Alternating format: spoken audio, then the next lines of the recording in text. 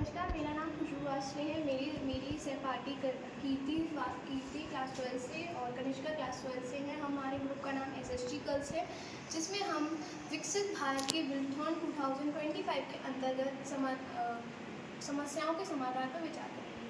जिसमें हमारे जो हम सामान्यतः अलग अलग ग्रामीण क्षेत्र की स्टूडेंट हैं, परंतु जब हम साथ में बैठते हैं या जब हम साथ में बात करते हैं तो कहीं ना कहीं हमारी समस्याएं समान हैं। वो समस्याएं इतनी बड़ी नहीं है जिनका समाधान ना हो सके। हमारी समस्याएं जैसे शौचालय घर में है लेकिन उनका उपयोग या उनकी जानकारी ना होना, और जैसे बच्चों में हम देखते हैं बीमारियां हो जाती हैं जिसका मूल कारण है उनका सही टीकाकरण। माता पिता द्वारा जानकारी के अभाव में उनका सही टीकाकरण नहीं होता, और कहीं ना कहीं जो महिलाओं को आज जो पीड़ा सहनी पड़ी है जिसका कारण है घर में ही प्रसव करना। जबकि आजकल सरकारी अस्पतालों में या सरकार द्वारा बहुत सारी योजनाएं बनाई गई हैं, परंतु जानकारी के अभाव के कारण हम इसका उपयोग अच्छे से नहीं कर पा रहे हैं। कृषि के क्षेत्र में भी यही है कि कृषि हमारे पास योजनाएं हैं, परंतु कुछ प्रतिष्ठित लोग या कुछ ग्रामीण क्षेत्र के कुछ पंचायत के लोग ही उन्हीं सुविधाओं को अपने तक रख के कृषि को नहीं देते। और इसमें हमारी जो ग्रामीण क्षेत्र में प्रदूषण है, नालियों का साफ नहीं होना, ये छोटी छोटी समस्याएं हैं। अब इनका जो हम निवारण करते हैं, आइए हम इन समस्याओं का विश्लेषण करते हैं। तो सबसे पहली प्रमुख समस्या है शौचालय की समस्या। शौचालय हमारे जीवन के लिए अत्यंत आवश्यक है और सरकार द्वारा इसके अंतर्गत कई सारे विचार दिए जा रहे हैं कि घर घर शौचालय आवश्यक है। जैसे हम देखते हैं कि ग्रामीण क्षेत्रों में घर घर शौचालय तो है लेकिन लोग उनका उपयोग नहीं करते। जब हम उनसे पूछते हैं कि आपके घर में शौचालय है, इसके बावजूद आप उनका उपयोग क्यों नहीं करते, तो उनका रूढ़िवादी विचार होने के कारण वो बोलते हैं कि हम अपने घर को अशुद्ध नहीं कर सकते, इसलिए हम बाहर शौच करना उचित मानते हैं। और जिसके कारण जीवाणु इतने सारे उत्पन्न होते हैं, जिसके कारण कई सारी गंभीर समस्या उत्पन्न हो रही हैं और लोग इनसे ग्रसित हो जाते हैं। दूसरी प्रमुख समस्या है टीकाकरण। टीकाकरण बच्चों के लिए बहुत ज़्यादा आवश्यक है, जिससे जो बच्चा बड़ा होते होते उससे गंभीर बीमारी से बच सकता है।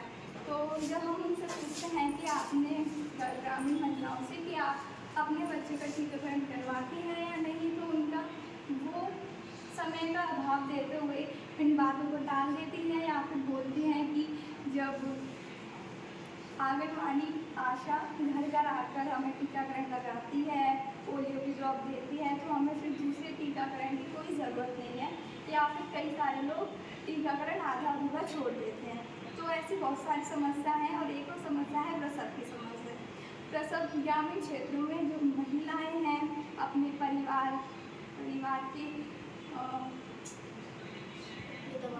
परिवार में दबाव में आकर या फिर उनकी आर्थिक स्थिति अच्छी नहीं होती कि वो अच्छे अस्पताल में जाके प्रसव कराएं, और वो यह भी मानती हैं कि अगर हम अस्पताल में जाकर प्रसव करवाते हैं तो उनका ऑपरेशन से प्रसव होगा, जिसके कारण वो अपने घर पर ही प्रसव करवाना उचित मानती है, जिसके कारण उन्हें बीमारियाँ हो जाती हैं, जिससे उनकी और फिर उनके शिशु की मृत्यु भी हो सकती है।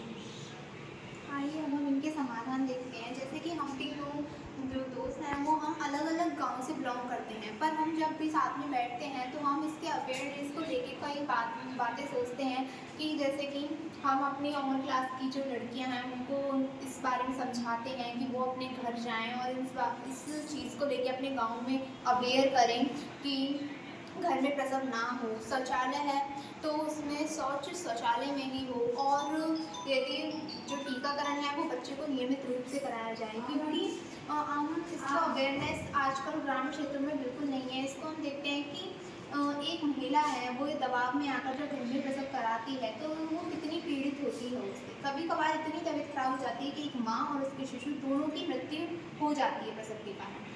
जैसे हम देखते हैं शौचालय में यदि शौच नहीं होता और लोग खुले में शौच करते हैं, गांव के बच्चे ज़्यादातर खुले में ही शौच करते हैं, तो इसके द्वारा वातावरण में उत्पन्न जीवाणु और इतनी बैक्टीरिया उत्पन्न होते हैं जिससे उनको डेंगू, मलेरिया आदि से वे ग्रामीण क्षेत्र में इतने ग्रसित होते हैं आजकल कि उनकी आगे जाके मृत्यु तक हो जाती है।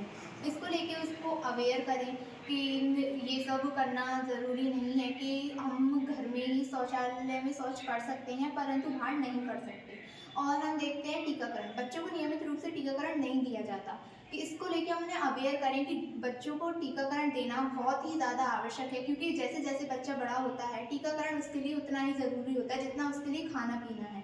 क्योंकि यदि एक बच्चे को नियमित रूप से टीके नहीं दिए जाते तो वह इतनी बीमारी से ग्रसित हो जाता है कि वह आगे अपना पूर्ण रूप से अपने शरीर को विकसित नहीं कर पाता, और उसमें कई प्रकार के सिंड्रोम, जैसे आज हम देखते हैं कि डाउन सिंड्रोम की संभावना बहुत बढ़ जाती है, जिसमें बच्चे के चेहरे मंगोलियन टाइप के हो जाते हैं। तो ये सब उन टीकाकरण के कारण ही होता है। इससे हमको माँओं को अवेयर करना चाहिए कि वो अपने ग्रामीण क्षेत्र में और खुद को इतना संभालें कि वह बच्चों का नियमित टीकाकरण कराएं।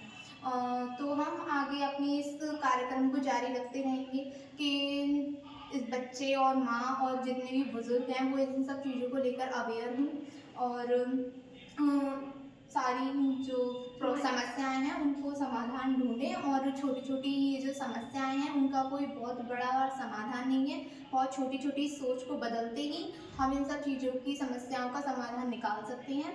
तो खुद की सोच को विकसित करें, ना कि ये सब सोचें कि घर में अशुद्धि और प्रसव कराने से, घर में प्रसव कराने से नॉर्मल डिलीवरी होती है और हॉस्पिटल में जाने से, बाहर ऑपरेशन कराएंगे तो माँ की मतलब बहुत टाइम लेगी माँ संभलने में। तो आप इसको समझें, अवेयर करें, खुद को विकसित करें और समाज को भी विकसित करें, जिससे कि भारत में जो विकास का ये जो योजना चल रही है वो विकास में बढ़ोतरी। धन्यवाद।